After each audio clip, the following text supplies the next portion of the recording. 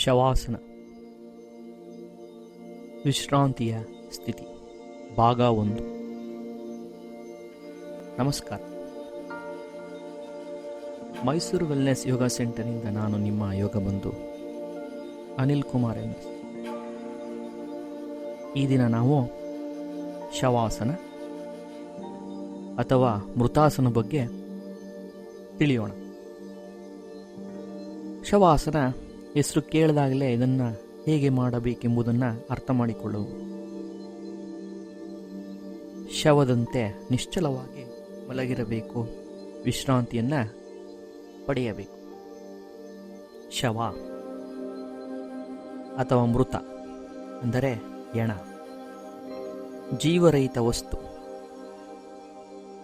ಈ ಆಸನದ ಉದ್ದೇಶವೆಂದರೆ ಎಣದ ಸ್ಥಿತಿಯನ್ನು ಅನುಕರಿಸುವುದು. ಜೀವವು ದೇಹವನ್ನು ಬಿಟ್ಟು ತೊಲಗಿದ ಮೇಲೆ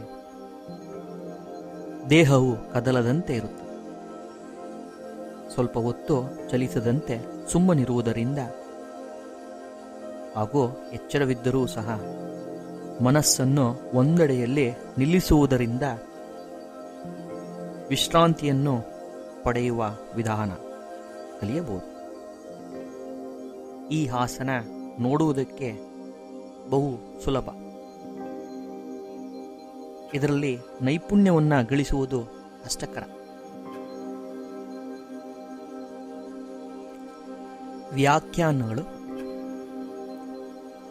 ಹಠಯೋಗ ಪ್ರದೀಪಿಕೆಯು ಈ ರೀತಿ ವಿವರಿಸಿದೆ: ಉತ್ಥಾನಂ ಶವವತ್ ಭೂಮೌ ಶಯನಂ ತತ್ ಶವಾಸನಂ. ಶವಾಸನಂ ಶಾಂತಿಹಾರಂ ಚಿತ್ರ ವಿಶ್ರಾಂತಿಕಾರಂ. ಅಂದರೆ ನೆಲದಲ್ಲಿ ಬೆನ್ನಿನ ಮೇಲೆ ಉದ್ದಕ್ಕೂ ಏಣದ ರೀತಿಯಲ್ಲಿ ಮಲಗಿರುವ ಭಂಗಿಗೆ ಶವಾಸನವೆಂಬ ಹೆಸರು.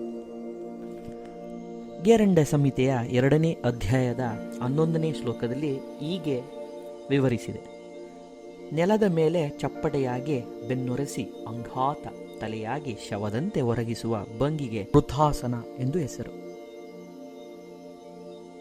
ಪ್ರಯೋಜನಗಳ ಬಗ್ಗೆ ತಿಳಿಯೋಣ.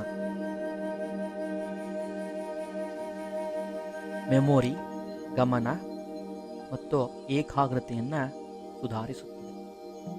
ಒತ್ತಡ, ತಲೆನೋವು, ಆಯಾಸ, ನಿದ್ರಾಹೀನತೆಯಿಂದ ಪರಿಹಾರ ಸಿಗುತ್ತದೆ.